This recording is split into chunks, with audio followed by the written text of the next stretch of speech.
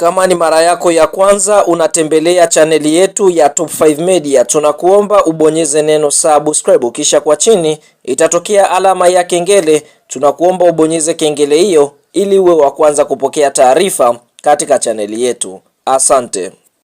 Wa ligi kuu soka Tanzania bara almaarufu kama NBC Premium League, mchezo wa mzunguko wa 29 ambao tumetoka kutazama kutokea katika uwanja wa Meja Jenerali Samuyo siku ya leo, ni mtanange ambao umekutanisha klabu ya soka ya Simba Sports Club dhidi ya kikosi cha timu ya soka ya Singida Black Stars, ambapo mchezo huu umeweza kumalizika kwa klabu ya soka ya Simba ama wekundu wa Msimbazi kuweza kufanikiwa kuibuka na ushindi mbele ya kikosi cha timu ya soka ya Singida Black Stars. Fahamu katika kipindi cha kwanza klabu ya soka ya Simba walikuwa bora kweli kweli mbele ya Singida. Tunashuhudia dakika za mwanzoni Simba waliweza kutengeneza mashambulizi, lakini golikipa wa Singida Metacha Mnata alikuwa hodari kweli kweli kuzuia, lakini katika dakika 28 kutokana na cross ambayo ilipigwa na Anicent Yaura, basi Elim Panzu Kibisawala dakika ya 28 akaweza kuiandikia klabu ya soka ya Simba bao la kwanza, na mpaka half time klabu ya soka ya Simba walikuwa kifua mbele kwa bao 1-0.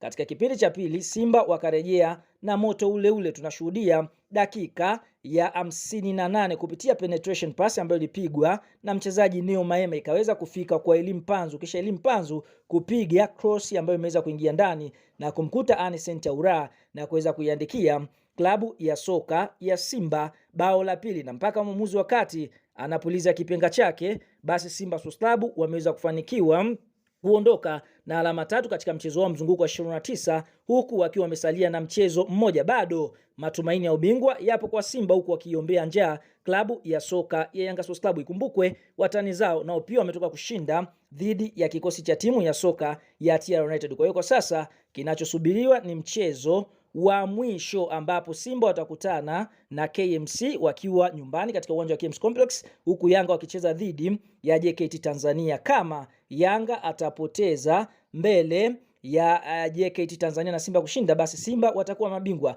na kama Yanga akitoa sare, basi moja kwa moja Yanga atakuwa ametoa ubingwa, kwa sababu msimamo ulivyo kwa sasa Yanga amecheza michezo 29 akishinda michezo 22, sare michezo 6 na kupoteza mchezo mmoja akiwa na alama 72, huku Simba ikacheza michezo 29 akishinda michezo 21, sare michezo 7 na kupoteza mchezo mmoja, wakiwa wana pointi 70 katika nafasi ya pili. Kwa hiyo Simba wenyewe anakuambia haijaisha mpaka ishi, kwa sababu bado kuna mechi moja ambayo imesalia kwa Yanga, huko nao pia klabu ya soka ya Simba wakisalia na mechi moja, michezo ambayo inatarajiwa kuchezwa tarehe 30 ya mwezi Juni mwaka 2026. Kabla ya kuendelea mbali, kama ni mshabiki wa Simba umeweza kufurahishwa na ushindi ambao Simba wameweza kupata mbele ya kikosi cha timu ya soka ya Singida Black Stars, like video yetu alafu tuambie kwenye comment section, katika 100% Simba kutoa ubingwa, wewe unaipa asilimia ngapi katika mchezo mmoja ambao umesalia? Na je, unaiona Yanga ikienda kupoteza mbele ya JKT Tanzania?